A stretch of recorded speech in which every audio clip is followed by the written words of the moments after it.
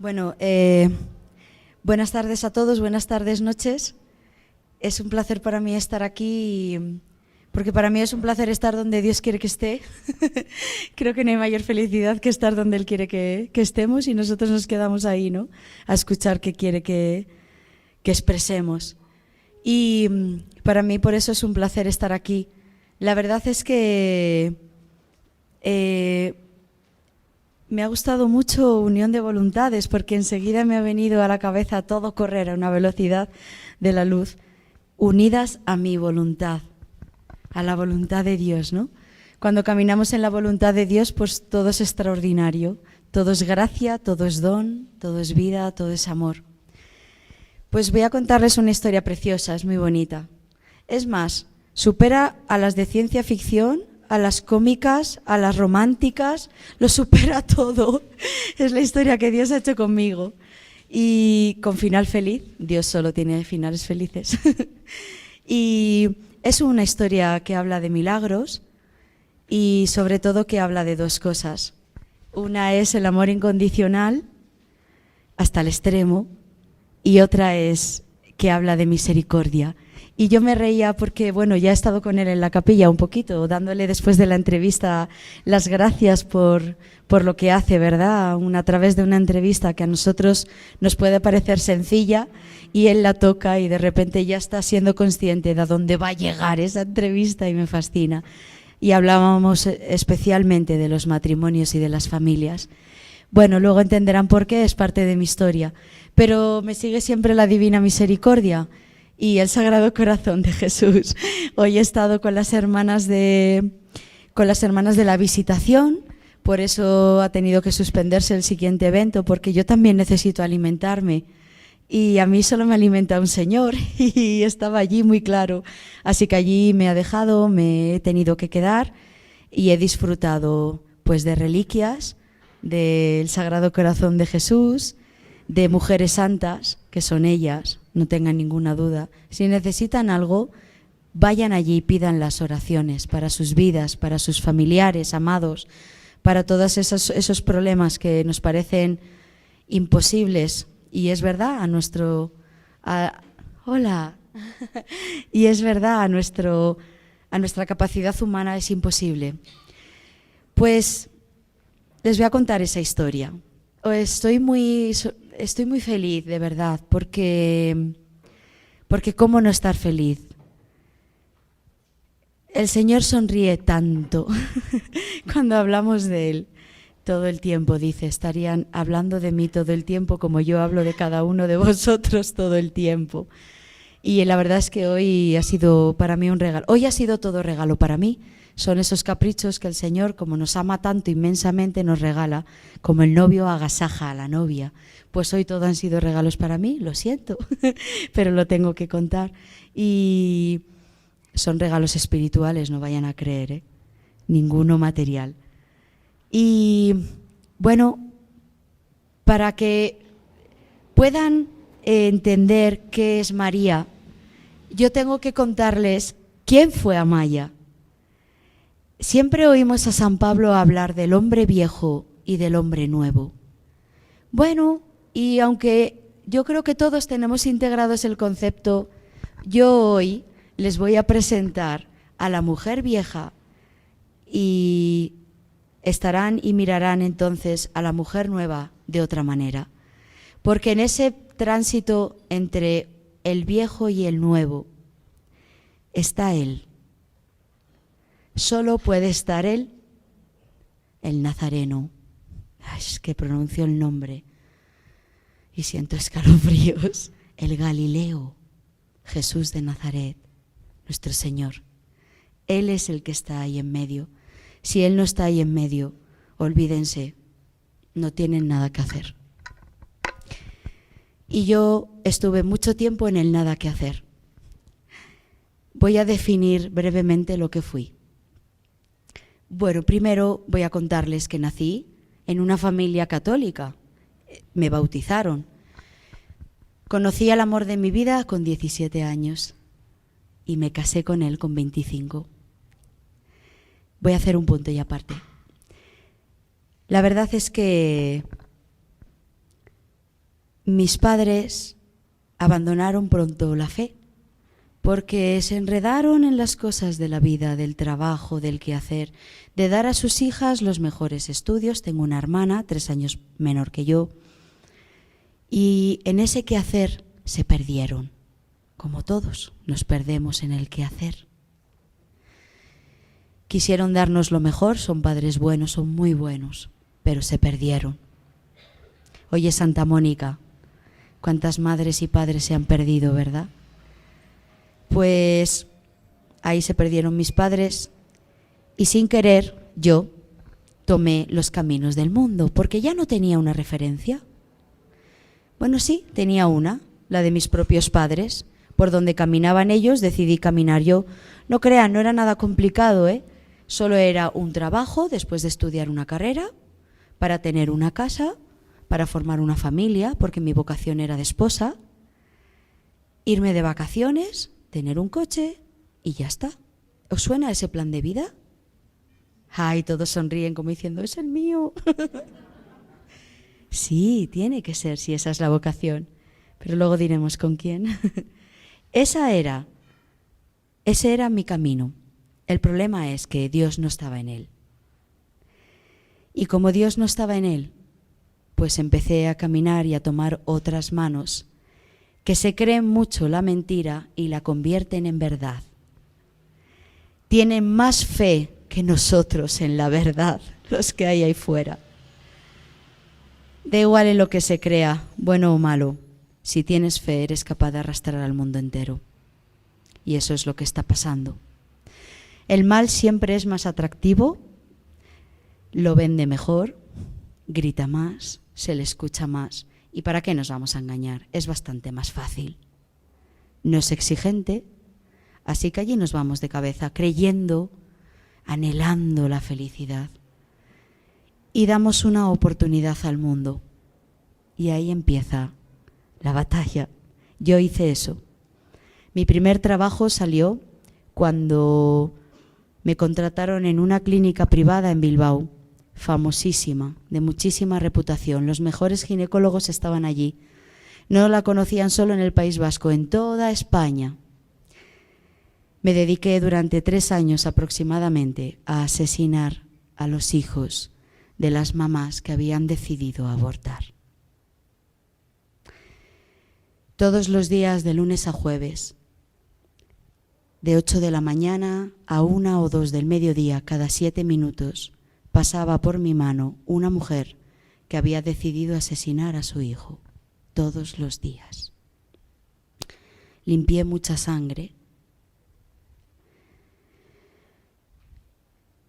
En un quirófano abortorio, en el infierno del asesinato, del horror y del genocidio, que es lo que vivimos ahora, la exterminación del ser humano, pues hay pocas cosas, no se necesitan muchas, la verdad. Una camilla donde se tumbará la pobre mujer engañada hasta ese punto. Hay también una enfermera, yo, que se sentará al lado de la camilla con esa mujer y con esta mano le tomará la suya, porque ellas piden si me pueden agarrar la mano. Sí, claro, digo yo siempre. Hay una silla, un taburete entre las piernas de la mujer donde se sentará el ginecólogo. Y hay una pantalla de ecógrafo y un cubo bajo las piernas de la mujer. Ella no va a ver nada en ningún momento. Es más, yo me encargo de ir mostrándole y expresándole qué va a sentir en todo momento para tenerla controlada. Mi trabajo es que no den problemas. ¿Y qué es no dar problemas?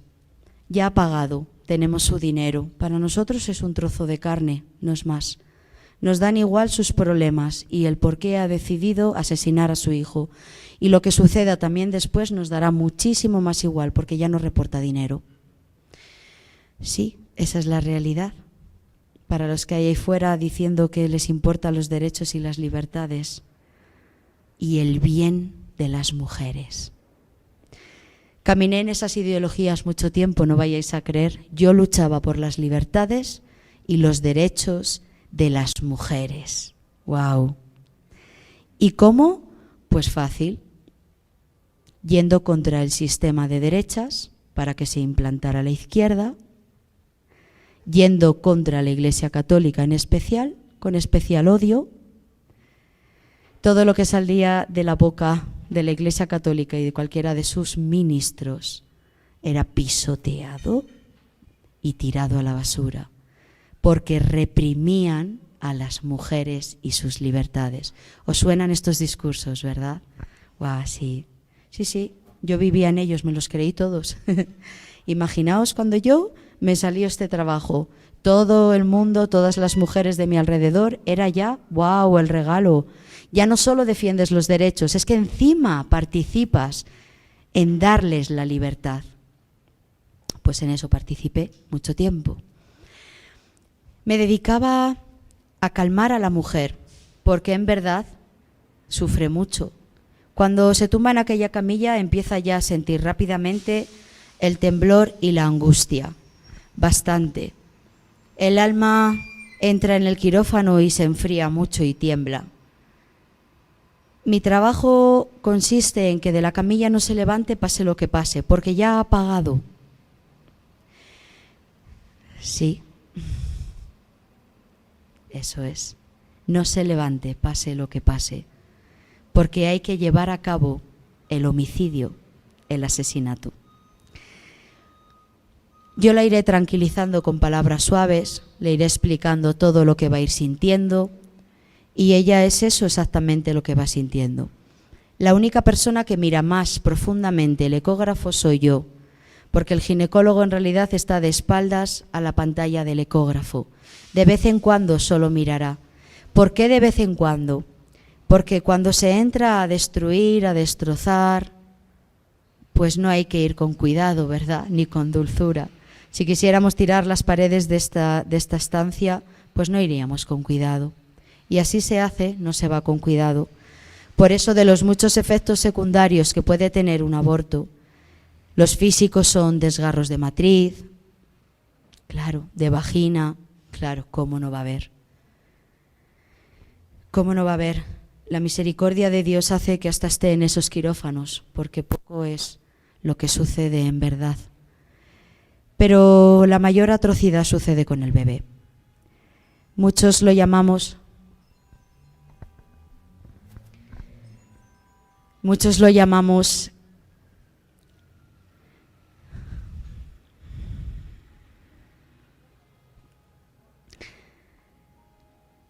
la persecución del bebé, la caza del bebé.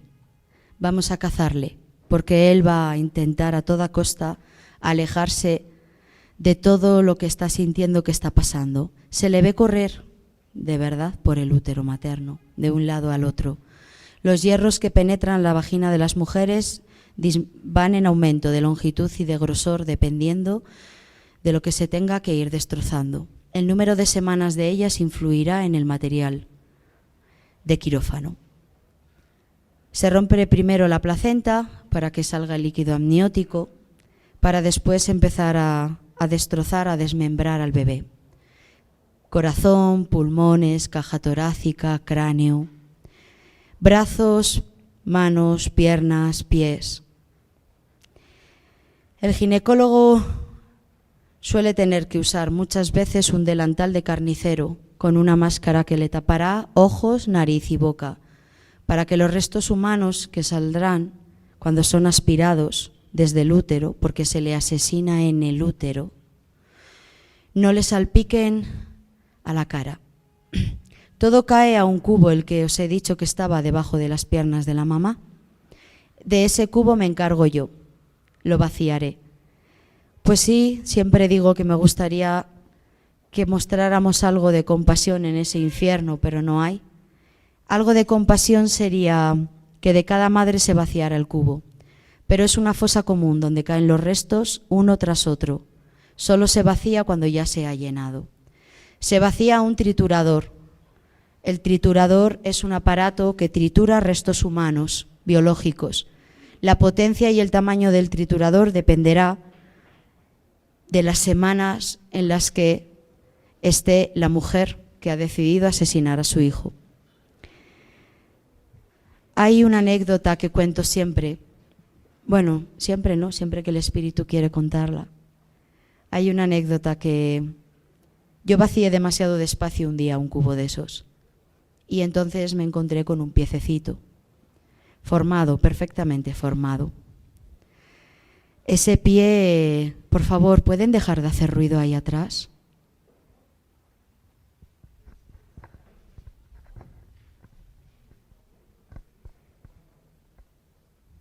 Ese pie era del tamaño aproximadamente de esta uña. Y yo pensé que era un pie, pues que tenía una pierna, ¿verdad? Que hubiera caminado, que hubiera saltado, que hubiera jugado, que hubiera vivido. Y me quedé bloqueada. Recuerdo a mi compañera, llevaba muchos años trabajando allí. Y recuerdo que pasó por detrás mío y me vio pálida. Estaba sudando, con ganas de vomitar. Y entonces me dijo, ¿qué te pasa?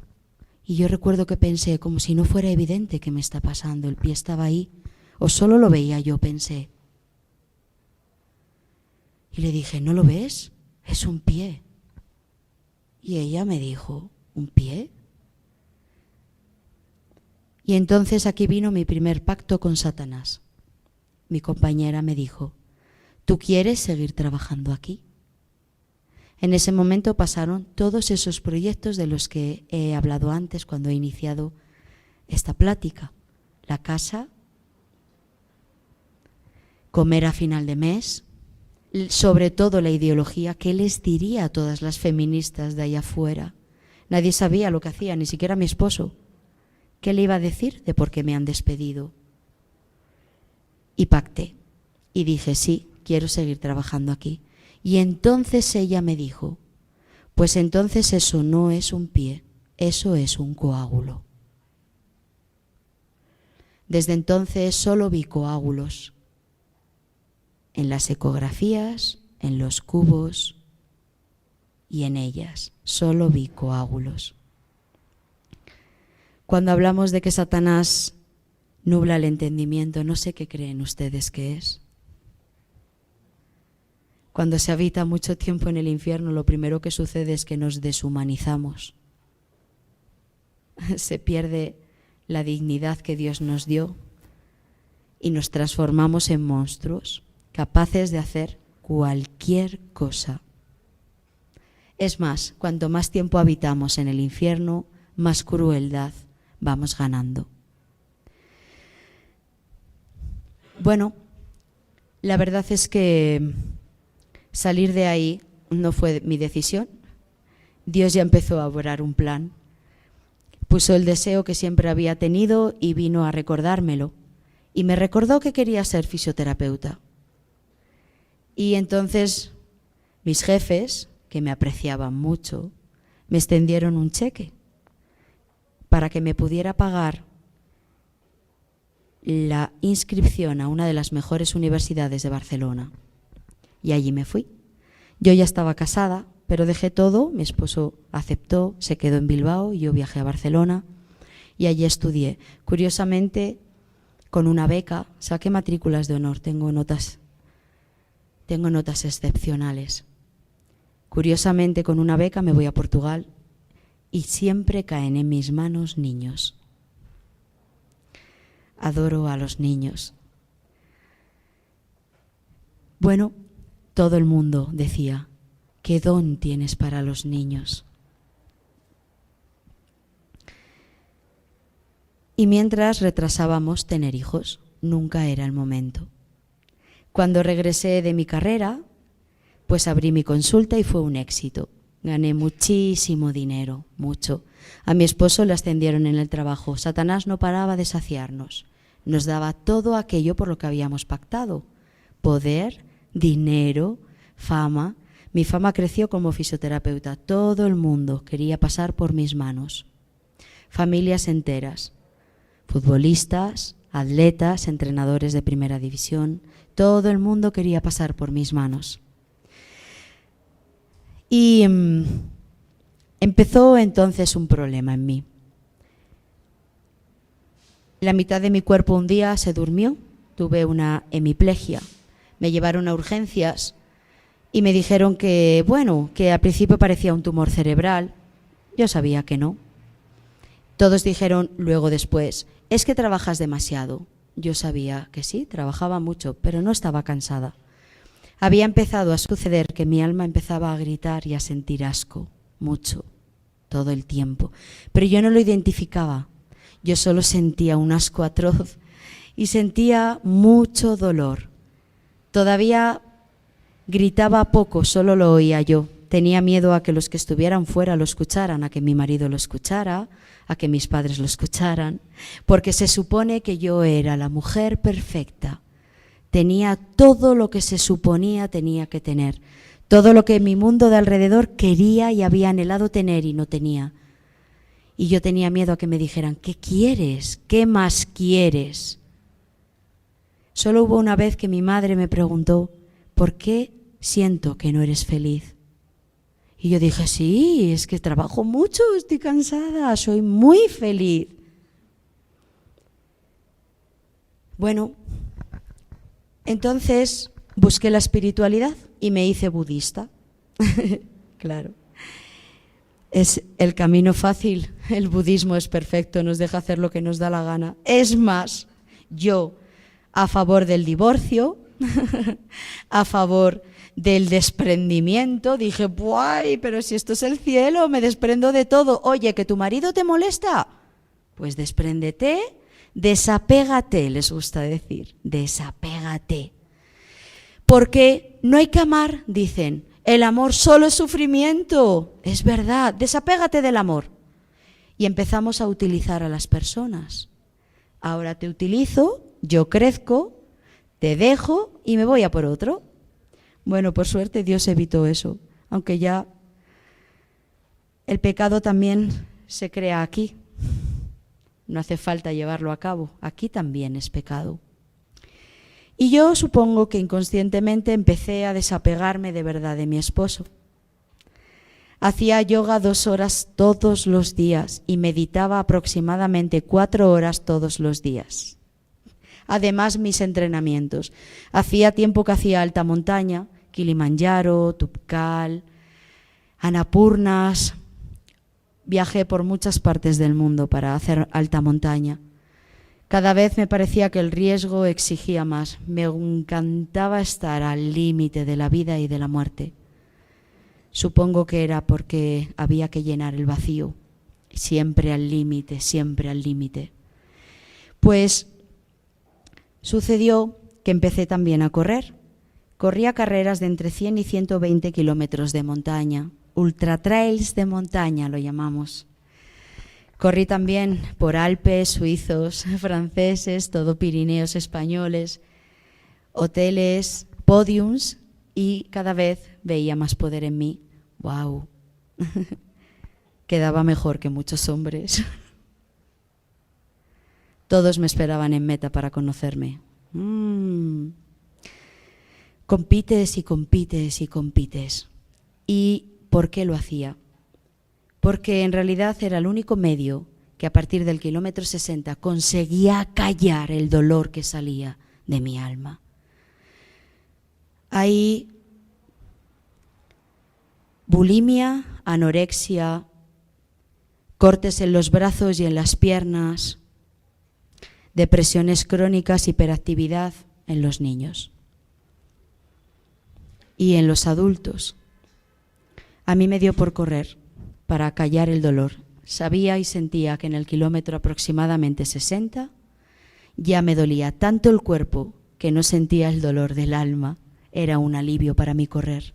Por eso siempre corría mejor según pasaban las horas. Nadie lo entendía. Bueno, llegó el 11 de enero del 2017 y mi esposo, con el que llevaba 28 años con él y 19 de casados, me abandonó. En ese momento, pues, ya no hay nadie, ¿verdad? Todos tus amigos guays, homosexuales, lesbianas, ya no están. Bueno, están para decirte, ¡qué suerte! Ahora ya puedes rehacer tu vida. Tenía todo, yo solo falté a trabajar Ese día era miércoles. El jueves yo, Amaya, abría mi consulta y trabajaba como una loca. Seguía teniendo todas las cuentas bancarias llenas, mi casa, todo. Y de repente sentí que no tenía nada. Un día metía cosas en la maleta porque había decidido irme de mi casa y vi que me cabía 43 años en una maleta y sobraba la maleta. Y resulta que lo que se estaba yendo por la puerta, que era mi familia, era lo único que deseaba meter en la maleta. Ahí mismo me di cuenta de que todo por lo que había luchado, los derechos, las libertades de las mujeres, todo por lo que yo había creído a favor del divorcio, a favor del aborto, todo era mentira. Cuando vi esa mentira. Pues cuando vi esa mentira, vino mi primer intento de suicidio. La gente siempre me pregunta por tu esposo y yo digo, ojalá hubiera sido por mi esposo, porque hubiera dolido bastante menos. No, fue porque me quedé solo en un cuadrado de baldosa mientras todo lo demás se cayó. Todo se cayó. ¿Ves cómo todo se va en ruinas hacia abajo? Y solo quedas tú en una baldosa y no sabes bien cuánto va a durar esa baldosa. El vacío existencial es tan profundo y el dolor del alma es tan intenso. Seguro que hay muchos aquí que saben del dolor del que estoy hablando. No hay nada que calme ese dolor, nada. Y en ese dolor, pues, vino a cobrarse su precio con el que yo había pactado. ¿Os acordáis de él? Satanás.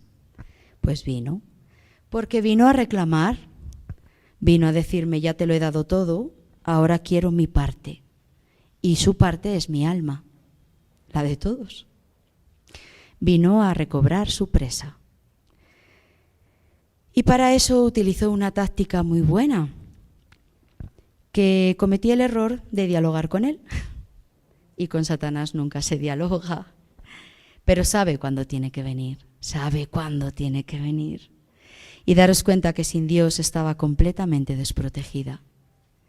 Y empezó a decirme, eres mala, y empezó a traerme recuerdos a mi mente para poder decirme, ves, por tu culpa ha terminado todo así.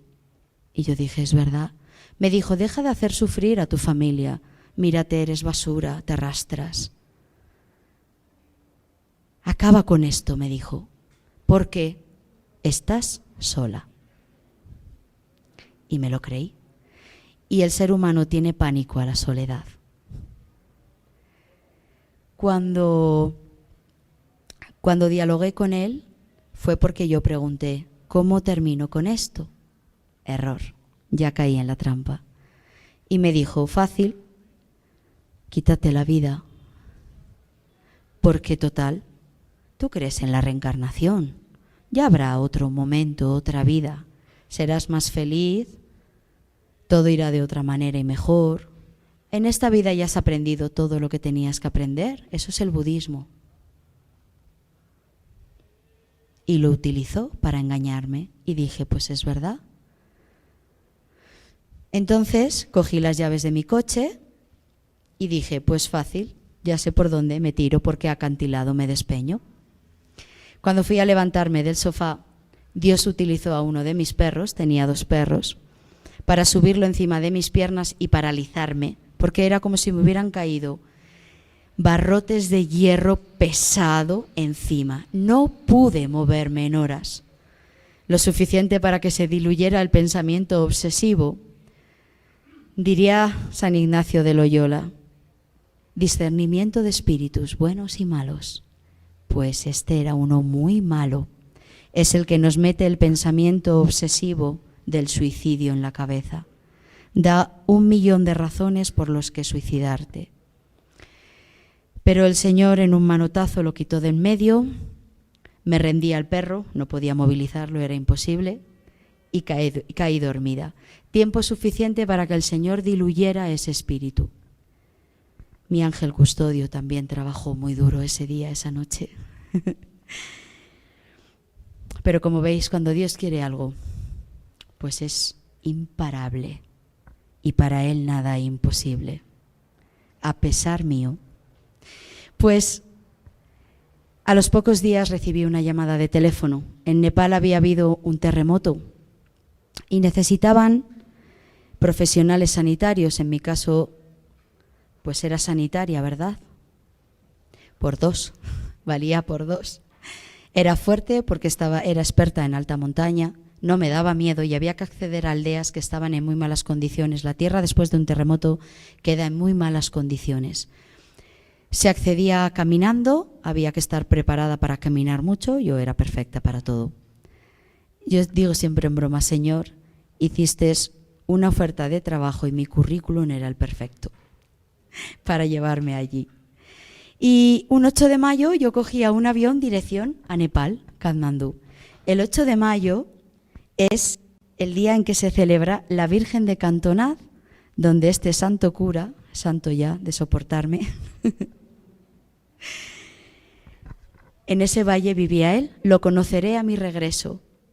Pero ahí es donde la Virgen dijo, wow, me quedo con mi hija. Yo entonces no la conocía. Pero ese 8 de mayo se celebra la Virgen de Cantonad, santuario donde después de mi conversión, porque ella quiso, yo terminaré viviendo. Yo no conocía ese santuario ni ese lugar para nada. En España también se celebra la Virgen de los Desamparados. Y también en algunos pueblos se celebra la fiesta del Arcángel San Miguel. Yo digo, tuvo que mandar al príncipe del ejército para venir a por mí. Llevaba muchos demonios. Pues ese 8 estaba viajando, llegaba a Katmandú y el mes de mayo hice montaña como una loca. Subí al campo base del Everest como 3 o 4 veces. Todo el día estaba corriendo para arriba y para abajo con mi amigo guía nepalí, que hablaba español perfecto, porque estábamos esperando a que en junio llegaran otros voluntarios. Ay, pero el Señor tenía otro plan. Adelantó el monzón, pero no unos días, un mes. Los pobres nepalíes echaban las manos a la cabeza porque en sus cálculos astrales habían previsto el monzón para julio. Era finales de mayo y el monzón ya estaba. Bueno, la única carretera cachambrosa por la que me podía y quería escapar a la India, el Señor la llenó de piedras y avalanchas y barro. Estaba aislada en Katmandú.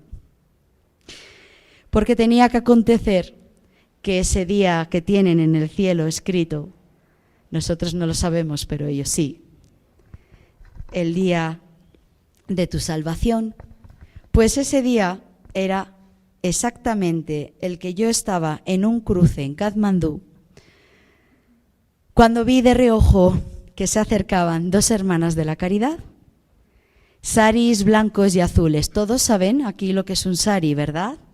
Blanco, ¿no? Un sari es una vestimenta hinduista de las mujeres, es cultural, no tiene nada que ver con la religión. Es un largo rollo de tela que se van enrollando sobre sí mismas, en el caso de Madre Teresa, incluso hasta la cabeza para hacer el velo. Es blanco y azul porque eligió el blanco por el color de la pureza y azul por el color de la Virgen. Hubo una vez un periodista que la preguntó porque pensaba que la respuesta iba a ser trascendental. Claro, era Madre Teresa, todo era trascendental en ella. Y le preguntó, madre, ¿por qué esta tela? Y dijo, ay, hijo, porque era muy barata. Y me la regalaron a toneladas. Bueno, pues yo vi esa tela venir hacia mí. Y os voy a contar un secreto. Yo odiaba a Madre Teresa de Calcuta. Odiaba a Madre Teresa porque, como sanitaria que era, no entendía sus métodos. Yo decía, sí, claro, convierte a los pobres indios en el último momento a punto de morir, así cualquiera. ¿Qué es eso de la cruz y de tanto sufrir? ¿Por qué no gasta el dinero en medicamentos para paliar el dolor? ¿Por qué los hace sufrir hasta el final? ¿Por qué no los eutanasian? Todos los médicos occidentales y profesionales sanitarios que no tenemos a Dios con nosotros, tenemos el mismo pensamiento de ella. Bueno, pues ahí estaba yo viendo cómo esas dos mujeres se acercaban hacia mí. Yo hacía así, porque creía imposible que vinieran a donde mí, pero sí, una de ellas vino rápido y me agarró este brazo. Y entonces empezó a decirme que tenía que ir a un sitio. Pero yo, que era muy mal educada, soberbia, orgullosa, vanidosa, herida de muerte, y que la odiaba, pues la quité el brazo y le dije que yo no tenía que ir a ningún sitio, que no la conocía de nada, y que no. Pasó un autobús, se montaron las dos y desaparecieron, y me quedé allí como una tonta en el cruce. Bueno, pues esa noche ya no puedo dormir. Discernimiento de espíritus, espíritu bueno. El pensamiento obsesivo en mi cabeza me llevó a volver a ese cruce para ver a dónde tenía que ir. Y fui. La puerta me la abrió la misma hermana que me había parado por la calle, con su sonrisa tonta. Yo pensaba, no sé de qué se ríe tanto a esta hora de la mañana. No sé de qué se ríe tanto mirándome. Pues yo era un andrajo, era un despojo, era un trozo de basura. Así me veía yo. Y no sé de qué se ríe tanto aquí en esta ciudad, que los gatos, los perros y las ratas se pelean para ver quién se come a quién. Entonces me dijo, no, volverás mañana. Y yo le dije, solo quiero saber por qué me ha parado en la calle. Y dice, yo no quiero saber más que volverás mañana. Y yo decía, esta mujer no me escucha. Mañana regresarás a las 6 de la mañana, porque la única hermana que habla español vendrá mañana. Y empezamos con una santa misa. Le dije yo, no. Dice, sí. Digo, esta mujer no me escucha. Sí. Y me cerró la puerta en las narices. Bueno, al día siguiente, efectivamente, a las 6 menos cuarto de la mañana, yo estaba allí, en primera fila. No me había convertido, no. Tenía mucha curiosidad por saber qué estaba pasando. De eso se valió el Espíritu Santo. Y allí estaba yo sentadita atrás en una capilla. ¿Quién conoce capillas de Madre Teresa de Calcuta privadas? ¿Quién? ¿En serio? Alfombra en el suelo, no hay bancos, todos descalzos, un altar de piedra. Oficiaba la misa un sacerdote australiano, canadiense o yo qué sé, pero no le entendía nada. De la misa ya, haceros a la idea, no sabía ni dónde estaba. Y bueno, a mano derecha una imagen grande de la Virgen María y a mano izquierda una fotografía de Madre Teresa de Calcuta, con su sonrisa, pensaba yo, y una cruz muy grande del Señor crucificado. Y dos palabras, tengo sed. Yo no vi nada de esto, Yo solo me senté allí al fondo. 9 eran las hermanas de la congregación. 9 saris pequeñajos, aquí todos.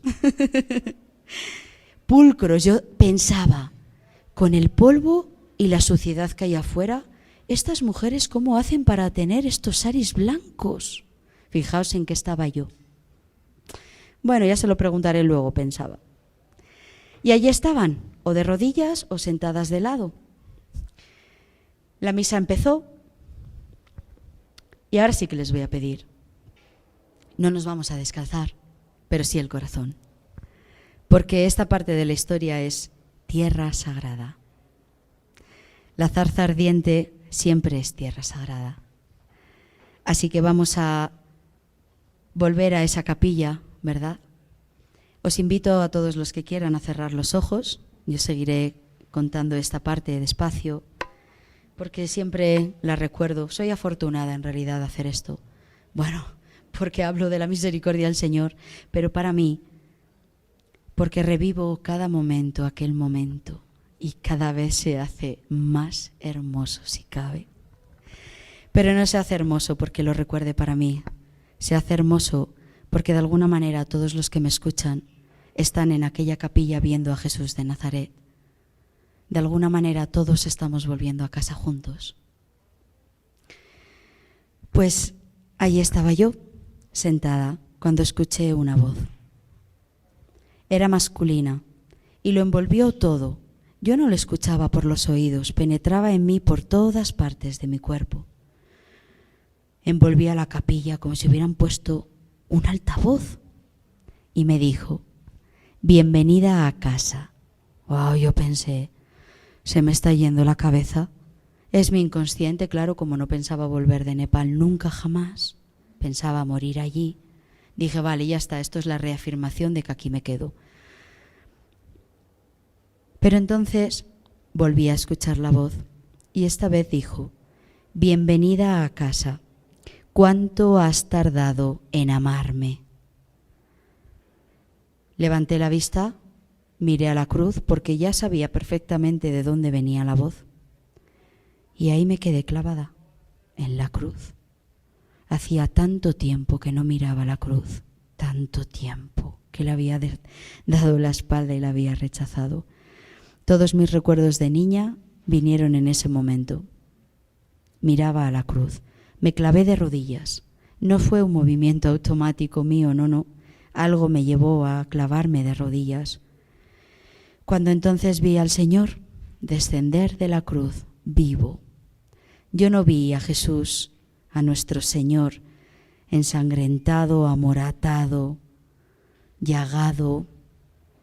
Yo le vi resucitado. Todo era luz. Todo era luz. Sus manos, sus pies. Caminó unos pasos hasta donde estaba yo. Se arrodilló a mi lado. No podía apartar la mirada. Y entonces me dijo: no necesitas los ojos de la cara para verme, solo necesitas los ojos del corazón, los ojos de la fe. Y en ese momento vino a mí: yo no tengo fe. Y como Él, que lee y sabe todos los pensamientos de los hijos suyos, pues en ese momento me la dio, porque se me cayeron los velos y me hizo ver muchos acontecimientos de mi vida, rápido, fun, fun, fun. Con la velocidad de Él, pero con la certeza en el corazón de todo el horror de lo que estaba viendo. Me rompí a llorar, mi cabeza cayó al suelo, clavada a la frente, y solo lloraba, lloraba y lloraba, solo decía: perdóname, perdóname, perdóname.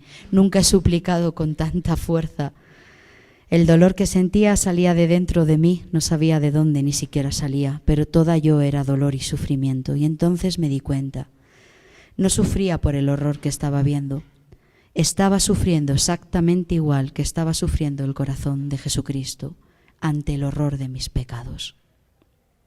Compartió el peso de mis pecados y me dejó sufrir en mí lo que Él ya llevaba sufriendo tanto tiempo. Fue horrible. Creía y quería morirme, no podía ni mirarle. Era horroroso lo que estaba viendo.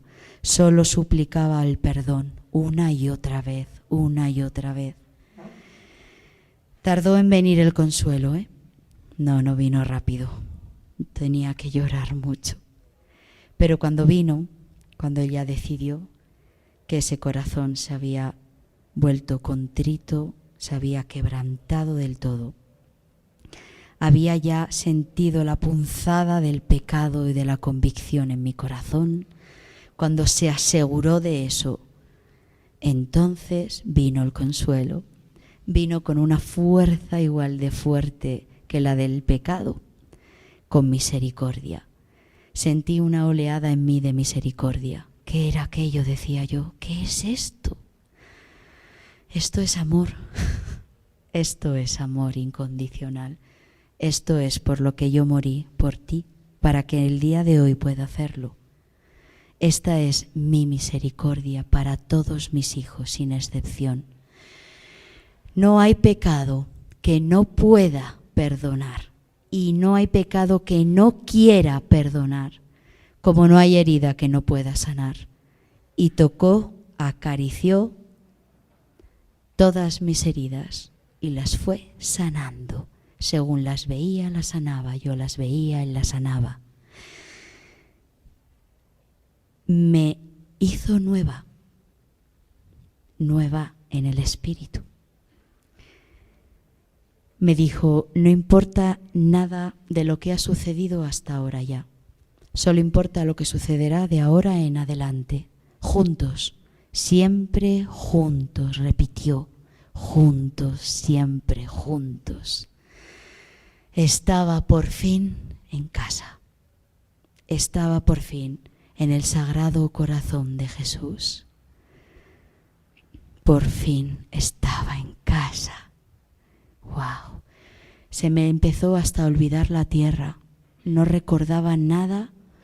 Sentí que se rompían las ataduras que me unían a la tierra y empezó a desaparecer casi el recuerdo de la tierra. Cuando él notó eso, enseguida dijo, hay que volver. No, le dije yo, no. ¿Quién está con Jesús de Nazaret en el cielo y quiere regresar? No, por favor. Sí. Sí, ya entenderás por qué. Y en ese mismo momento hice 2 actos de fe. 1, creer y confiar en Él. Si me obligaba a regresar era por algo. 2, me perdoné inmediatamente. Él me perdonó, yo me perdoné. Nunca dudé un solo segundo en perdonarme. Estas manos que tanto habían asesinado, que tanta sangre habían derramado, vino él en un momento, las tocó con su sangre de cordero y las volvió a santificar, las volvió a bendecir. Con ellas tocarás, orarás, acariciarás, bendecirás. Con ellas me darás gloria y alabanza.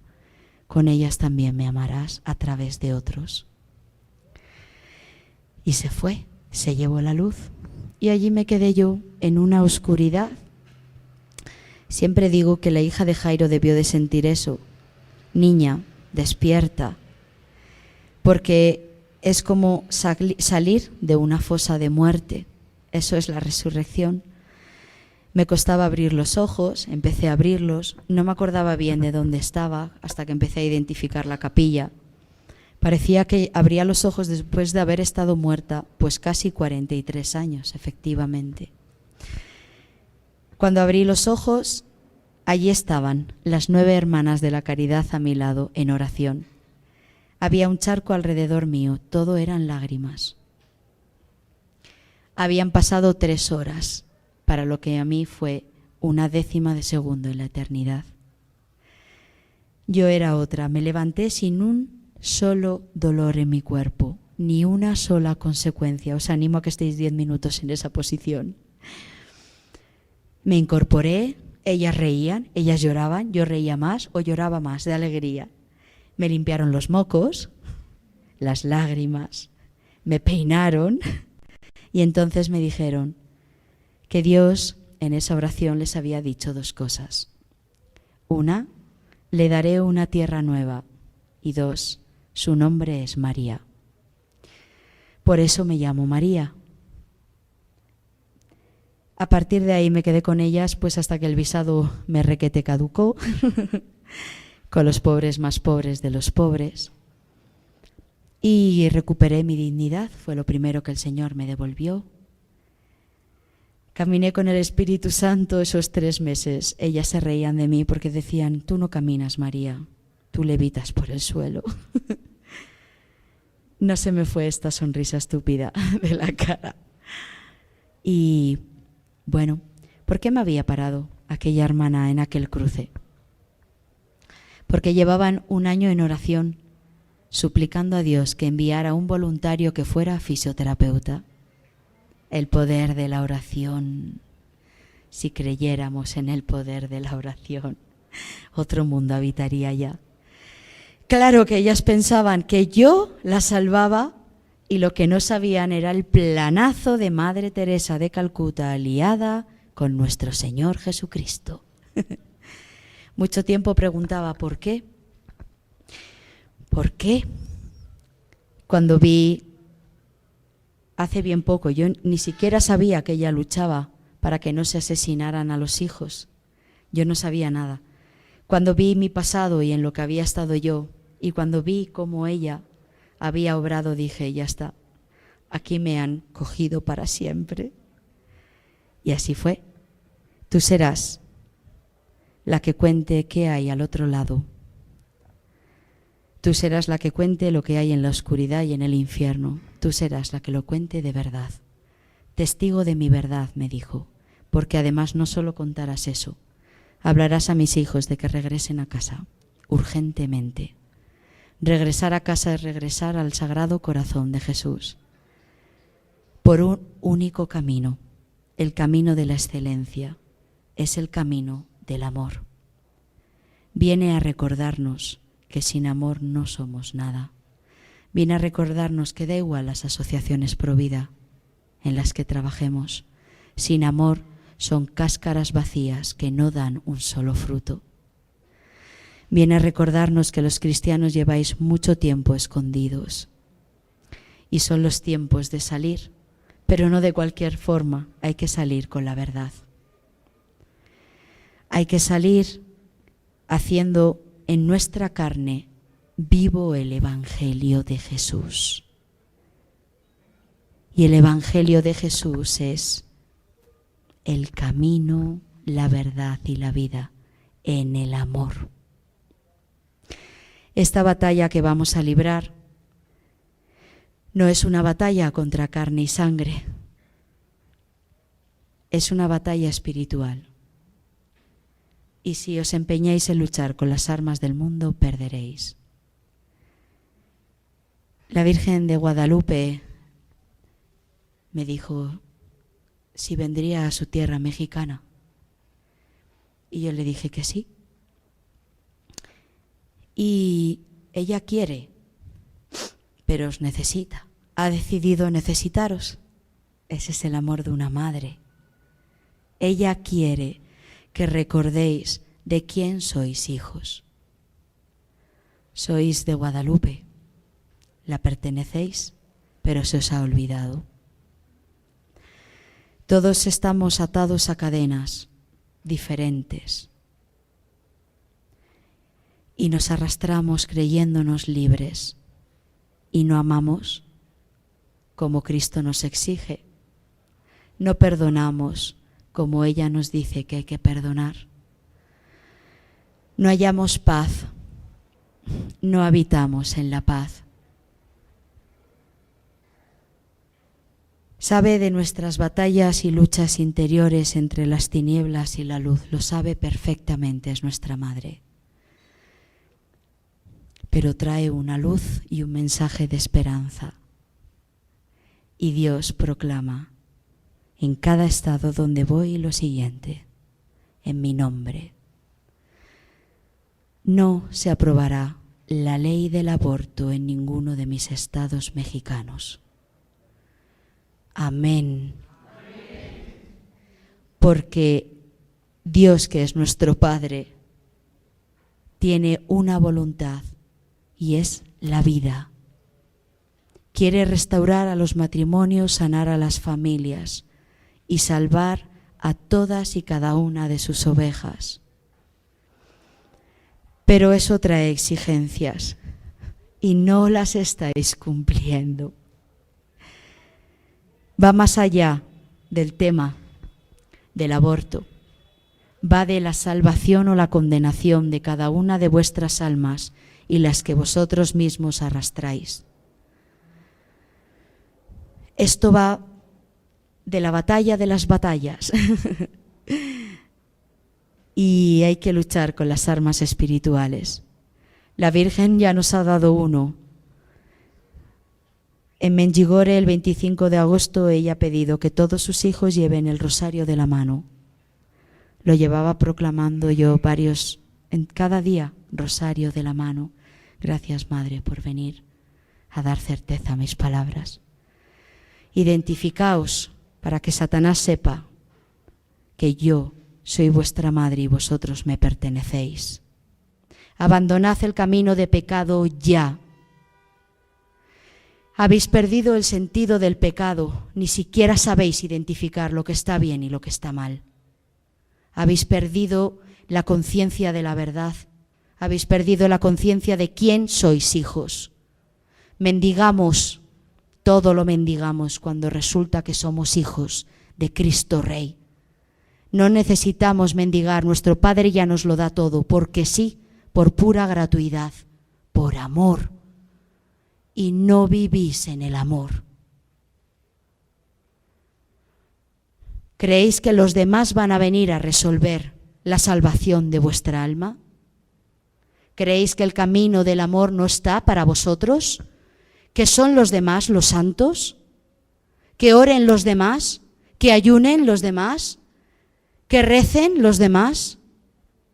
El llamado es a cada uno de vosotros, personalmente, porque Él tiene tatuado cada uno de vuestros nombres en sus palmas. Y hay un libro en el cielo donde también estáis inscritos. Así que, por favor, volved a casa. Volved al corazón de Jesús. Mostrad vuestros gusanos, no temáis.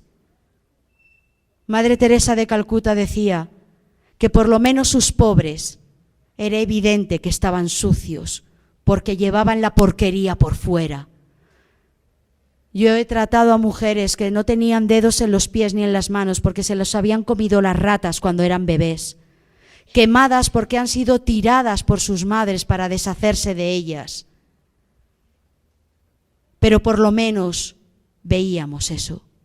Aquí lo perfumamos, lo vestimos elegantemente, nos vamos a la peluquería y ya nadie ve nuestros gusanos.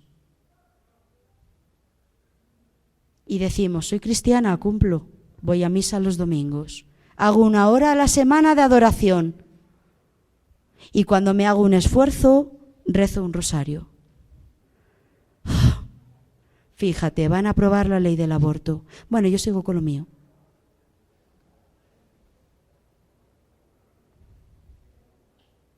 Despertad.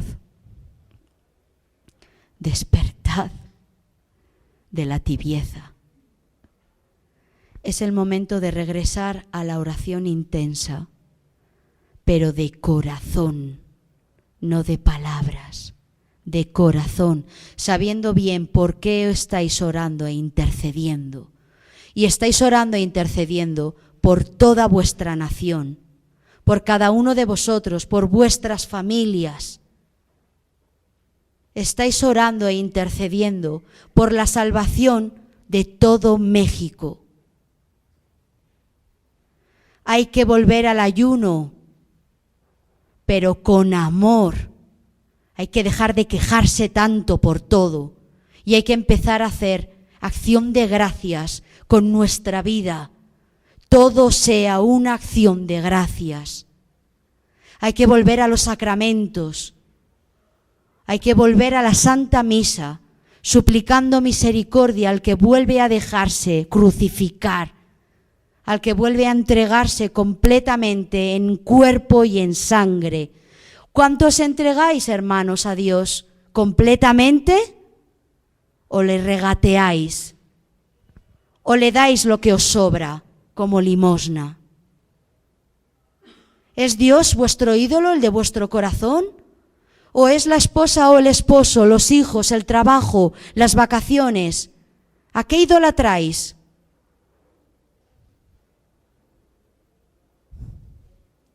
Porque os aseguro una cosa, el día que os encontréis cara a cara con Jesús de Nazaret, os hará la misma pregunta que a mí.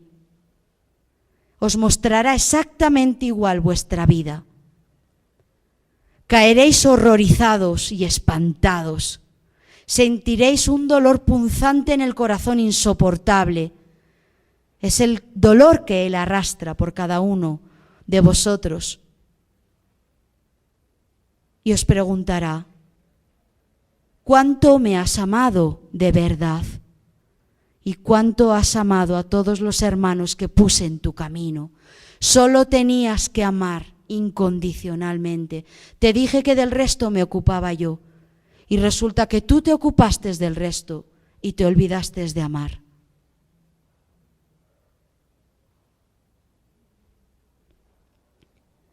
Por favor, Volved a las sagradas Escrituras y leed la verdad de vuestro Dios. No hay que salir ahí fuera a gritar ni a maldecir a los que nos maldicen, nos gritan y nos patean. Eso no es de Jesucristo. Nosotros bendecimos, nosotros caminamos con docilidad y con mansedumbre, porque nuestra batalla sabemos cómo la vamos a ganar, de la mano de Dios, el mismo que ganó las batallas para David, de rodillas, en estado de gracia. Volved a la pureza, volved a la castidad,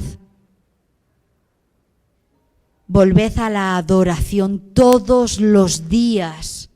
Cantad a vuestro Dios, alabad a vuestro Dios, dar gloria a vuestro Dios, que vuelva a temblar la tierra con los cánticos de sus hijos y que tiemble el infierno porque sabe lo que se aproxima. Que caminéis y dejéis una estela de amor allí por donde paséis, que miréis a los ojos, que os paréis, que os detengáis ante el hermano, que sostengáis su sufrimiento, que le deis la mano, que mirándole le devolváis la dignidad que quizás algo o alguien le ha quitado. Que volváis a vuestras familias, a amar a vuestras esposas y a vuestros esposos y a vuestros hijos, pero de verdad, incondicionalmente. Perdonad ya a todo el que no habéis sido capaz de perdonar y pedid la gracia del perdón. Y por favor, amad a vuestros sacerdotes. Nadie necesita de vuestros juicios. Cada vez que hacemos un juicio, proclamamos una sentencia y regalamos un castigo. No lo hace el Santo de Israel, que es todo misericordia, y lo hacemos nosotros. Los que están ahí fuera gritando es porque tienen miedo y porque están ciegos y porque están siendo solo instrumentos del mal para obtener su objetivo. No luchéis contra ellos porque os estáis equivocando de quién creéis que es vuestro enemigo. Vuestro enemigo es Satanás y solo se le derrota con el amor. Cristo le robó todas las almas por amor. Y la Virgen María le pisó la cabeza por pureza. Volved a la obediencia de la voluntad de Dios. Unión de voluntades, creo que es el momento. De verdad, unid vuestras voluntades y veréis milagros extraordinarios en septiembre. Y no es nada lo que veremos en comparación con lo que va a suceder. Ella está dispuesta a todo, y lo va a hacer. Elegís vosotros, sed guerreros de María en el Espíritu, o ser viciosos de la carne en la carne. Esa sí que es vuestra elección, pero ahora ya sabéis la verdad. Ahora ya sabéis la verdad. Caminar en la verdad es vuestra decisión. Volved a la Santa Misa todos los días. Amad a vuestro Señor. ¿Qué hago? ¿Qué tengo que hacer? Y lo único que nos pide que hagamos es lo único que no hacemos. Dejadnos amar y amarle. Anhelad el reino de los cielos y lo demás se os dará por añadidura. Empezad a anhelar el reino de los cielos con su justicia, con su paz y con su gozo. ¿Hay algo que os pueda enamorar más que eso? Enamoraros del Señor y allí donde estéis sin hablar evangelizaréis. no hará falta que habléis, se os verá. Solo los corazones puros, decía Madre Teresa de Calcuta, y eso es una bienaventuranza, verán a Dios. Yo ya lo he visto, y muchos de aquí también. Así que, por favor, traslucir al Señor con un corazón de cristal. A través de los ojos, de la sonrisa, de vuestros gestos, de vuestras palabras, volved al corazón de Jesús. Dejaos traspasar por sus rayos de misericordia y caminad con paso firme, seguro, por el mundo. Y el mundo se incendiará. Gracias por haber escuchado tan atentamente.